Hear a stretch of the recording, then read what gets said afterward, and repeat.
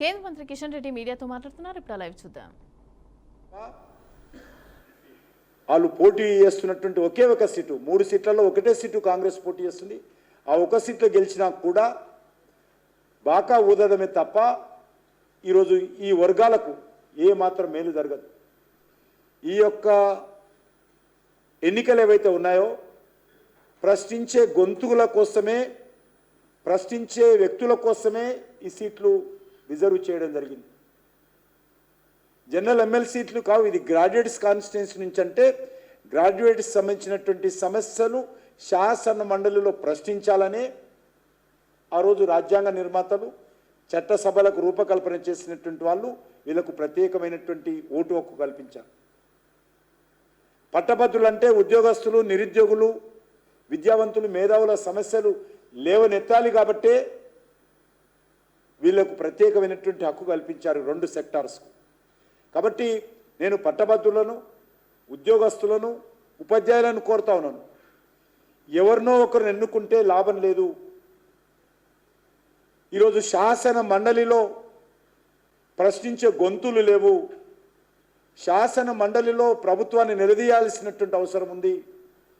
ఆయా వర్గాల సమస్యలు లేవనెత్తాల్సినటువంటి అవసరం ఉంది. లేవనెత్తే సత్తా ఏకైక పార్టీ ఈరోజు తెలంగాణలో భారతీయ జనతా పార్టీ. భారతీయ జనతా పార్టీ మాత్రమే 3 స్థానాలకు పోటీ చేస్తుంది.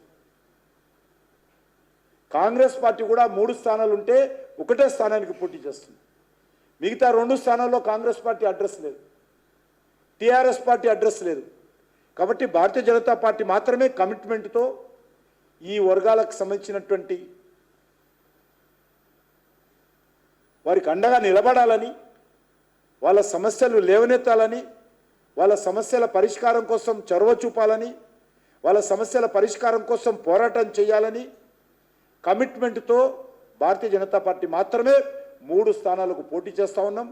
ఈ 3 స్థానాల్లో కూడా భారతీయ జనతా పార్టీని గెలిపించాల్సిందిగా, భారతీయ జనతా పార్టీ అభ్యర్థులకు అండగా నిలబడాల్సిందిగా, ఆశీర్వదించాల్సిందిగా నేను మరొకసారి అన్ని వర్గాల ఈ యొక్క ఓటర్స్కు నేను ఈ యొక్క చివరి రోజు అయినటువంటి ఎన్నికల ప్రచారం చివరి ఘట్టాన నేను వారందరికీ మనస్ఫూర్తిగా విజ్ఞప్తి చేస్తూ ఉన్నాను. కాంగ్రెస్ పార్టీ ఒక సీటుకు పోటీ చేస్తూ మరి అనేక రకాలుగా ఆరోపణలు చేసేదారు. కాంగ్రెస్ ఆరోపణలు ఈరోజు ఏ ఓటర్సు పట్టించుకునే పరిస్థితి లేదు. ముఖ్యమంత్రి మాటలను ఎవరు కూడా ఖాతరు చేసే పరిస్థితి లేదు. ముఖ్యమంత్రి మాటలకు విలువనిచ్చే పరిస్థితి లేదు. ఎందుకంటే ముఖ్యమంత్రి గారు అనేక రోజులుగా 14 నెలలకు ముందు కూడా మాట్లాడిన మాటలే నిన్న మాట్లాడారు. నేను ముఖ్యమంత్రి అయ్యాను అనేటువంటి విషయం మర్చిపోయి ఆయన మరి దిగజారి మాట్లాడడం జరిగింది. అయినా కూడా ఈరోజు ప్రజలు ఆయన మాటలకు విలువనిచ్చే పరిస్థితి లేదు. కాబట్టి తప్పకుండా భారతీయ జనతా పార్టీ 3 సీట్లలో విజయం సాధిస్తుందనేటువంటి విశ్వాసం నాకుంది. ఆ దిశలో ఓటర్స్ కూడా బీజేపీని బలపరచాల్సిందిగా కోరుతా ఉన్నాను. నిన్నే చెప్పిన.